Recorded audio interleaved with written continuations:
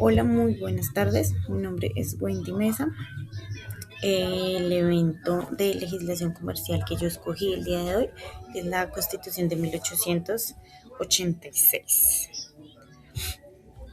Acontecimientos previos. Este acontecimiento inició desde mediados del siglo XVI con la disolución de la Gran Colombia en 1831 y la fundación de la Nueva Granada. Se vivieron varios años de guerras civiles y violencia política, entre ellos la disputa de los partidos políticos predominantes, que eran en esas el liberales y el conservador. Estos dos partidos siempre llevan varia historia de lucha entre ellos dos por el poder.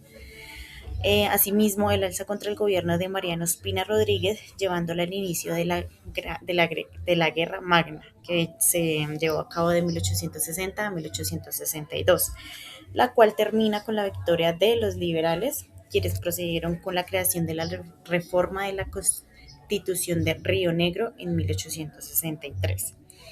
Esta estableció un modelo federal radical donde se crearon los Estados Unidos de Colombia. Este sistema generó una enorme inestabilidad política, guerras civiles constantes y una fragmentación donde cada región tenía sus propias leyes, monedas y aduanas entre gobiernos o entre los Estados Unidos que se formaron en esos entonces. Inicio y desarrollo. Como respuesta a esa crisis generalizada, en 1880 decidieron elegir un candidato más moderado, el cual fue Rafael Núñez, quien llevó a cabo un proyecto de centralización gubernamental en el país para civilizar a las instituciones, y esta fue conocida como la regeneración. Pero Solón Wilches desató oposición llevando a cabo la Guerra Civil Colombiana, que se desató de 1884 a 1885, la cual fue terminada con la victoria de Núñez, quien tomó a este hecho como razón para abolir la Constitución al ser insuficiente para la orden de la nación, quien pronunció el 20 de junio de ese año: la Constitución de Río Negro ha dejado de existir. Dio por completo la anulación de esta constitución, ya que era ineficiente para nuestro país en ese momento. Núñez no convocó una asamblea popular ni a las elecciones para redactar la nueva carta, pues el país estaba muy inestable. Convocó a un Consejo Nacional de Delegatorios en 1885, compuesto por 18 principales líderes políticos, dos por cada estado, los estados que se habían formado en la constitución pasada. Puso bases políticas queriendo orden, autoridad y control central. Su pensamiento se basa en centralizar la política y descentralizar la administración. Miguel Antonio Caro fue como tal el arquitecto jurídico y el redactor del texto, siendo un intelectual conservador profundamente católico, quien creía que la única forma de mantener unido al país era a través de la religión católica y una autoridad presidencial fuerte, casi incuestionable. Este como tal fue ya el hecho de la estructuración de la Constitución de 1886, provocada por todos los daños que se habían hecho en la Constitución de Río Negro. Ellos decidieron ya tener como una formalización que fuera más centrada entre los dos partidos, a pesar de que pues su partido era ya como tal liberal. Decidieron que no fuera tan extremo, sino un poco más centralizado para que tuvieran justicia de igual manera por lado y lado. Datos claves de esto. Se aprobó como tal el 5 de agosto de 1886. Tuvo como promotor del cambio constitucional a Rafael Núñez y el redactor principal Miguel Antonio Caro. Se abolió el federalismo, se proclamó la República de Colombia como Estado unitario y centralista. Aquí ya como tal los 9 estados que se habían generado en la reforma de Río Negro se consolidaron en uno solo. Se devolvieron los privilegios políticos y educativos a la Iglesia Católica. Este en la antigua reforma se había como distorsionado, como que se le había quitado los derechos como tal. Entonces en esta nueva reforma se volvieron a dar, puesto que su redactador pues era católico, entonces decidió que era algo importante para que como tal el país tuviera éxito. y se extendió el periodo presidencial a 6 años.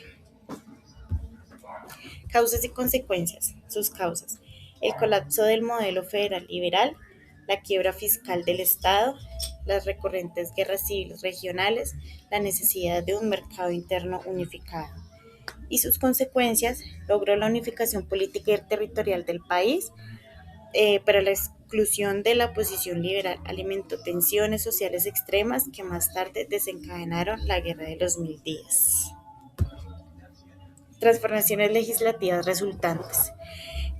Unificación del derecho de la Ley 57 de 1887, donde se eliminaron los códigos de cada estado y se creó una sola ley para todo el país, adoptándose un único código civil y un único código de comercio. Aquí pues como antes eran los estados por separado, que eran los 9, cada uno tenía como sus leyes, tenía sus aduanas y tenía sus normas. Entonces, al crearse esta nueva reforma, lo que hicieron fue unificarlas todas en una para que fuera más fácil, no tuviera como tanto complique a la hora de interactuar entre ellos en cuestiones de cambio de mercancías, de negocios, de cuestiones así como tal de comercio.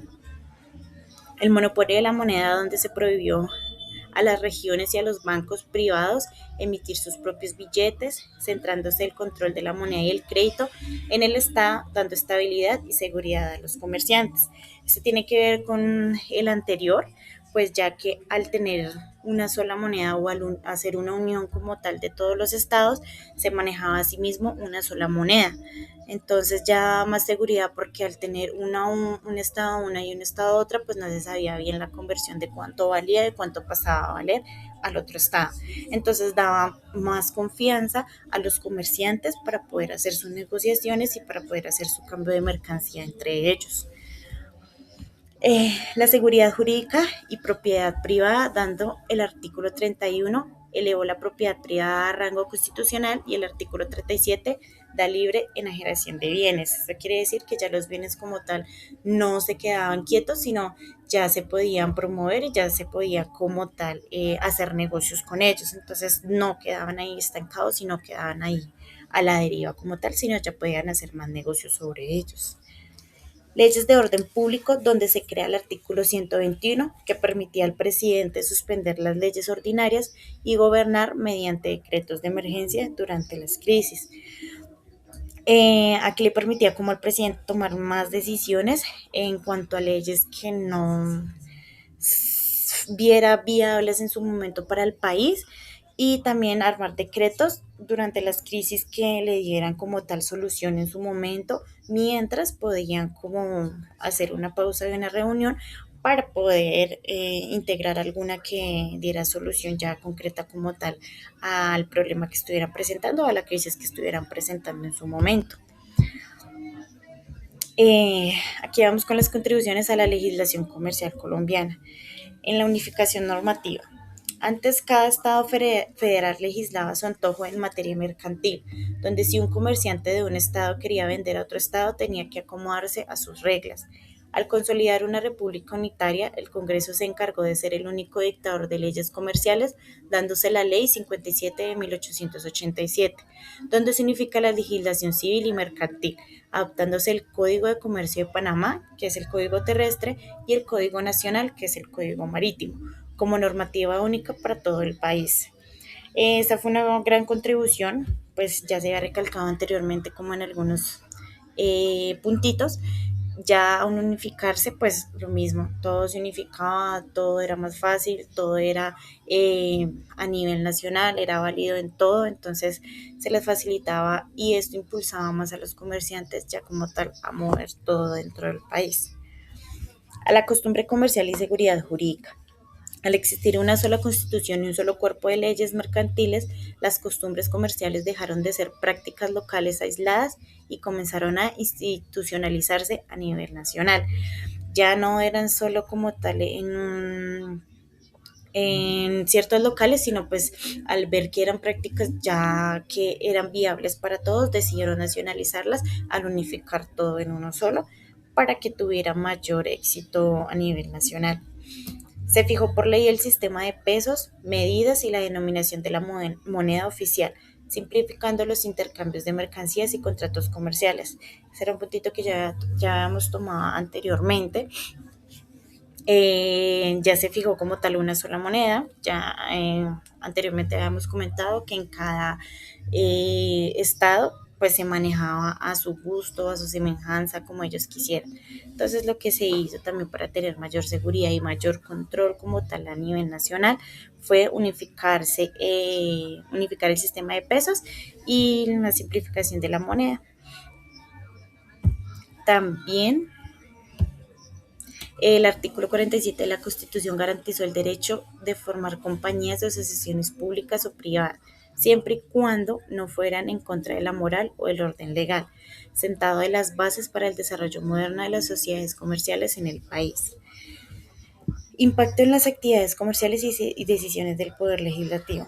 Se le otorgó al Estado y posteriormente al Banco Nacional el control centralizado del papel moneda y la organización del crédito público. Y el artículo 37 determinó que no habrá en Colombia bienes raíces que no sean libres de enajenación ni obligaciones irredimibles, dando movilidad al mercado inmobiliario y comercial, impidiendo que las propiedades quedaran estancadas. Impacto comercial. Aspectos antes de 1886. La pluralidad de códigos de comercio por cada estado.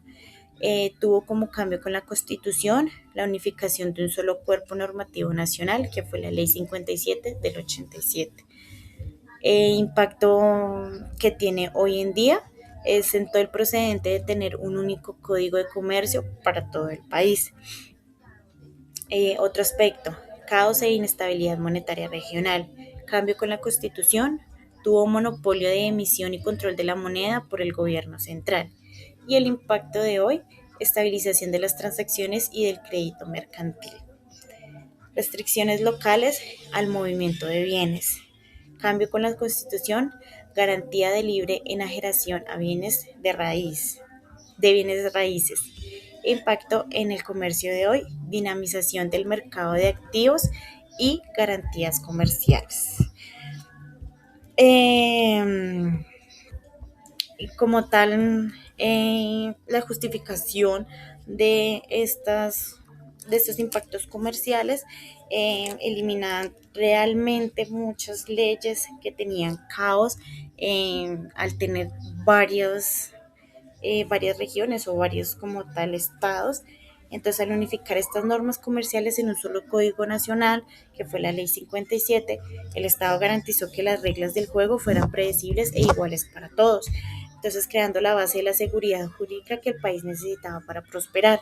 Entonces, esa es una justificación como tal importante, ya que centralizó todo en un solo procedente, en una sola normativa. Eso nos ayuda a tener el orden que tenemos en nuestro comercio, a nivel nacional, en nuestro banco, en nuestra moneda, en la manera de mover tanto nacionalmente como internacional. Nos ayuda a tener mayor claridad y a que todo sea más fácil. También en el mercado de la moneda y eliminar las aduanas internas, pues obviamente hacía tener más confianza entre los comerciantes y que el comercio fuera aumentando aún más a través de los días. Entonces, pues permitió que los comerciantes de distintas regiones empezaran a negociar bajo las mismas reglas físicas y financieras. Esto hizo que también las formas de hacer negocios se volvieran más uniformes, se volvieran más confiables, dando costumbre comercial y respaldo y la estabilidad necesaria para que fueran una fuente de derecho confiables entre todos. Así podemos dar que en conclusión, la Constitución de 1886 no fue solo un cambio político, sino la piedra angular del derecho comercial moderno en Colombia. Su contribución se justifica en que estructuró el cuerpo legislativo, mediante la unificación de los códigos mercantiles y potenció la costumbre comercial al unificar el mercado y la moneda, otorgándole a los comerciantes la estabilidad y la confianza necesaria para hacer negocios bajo un mismo marco de reglas.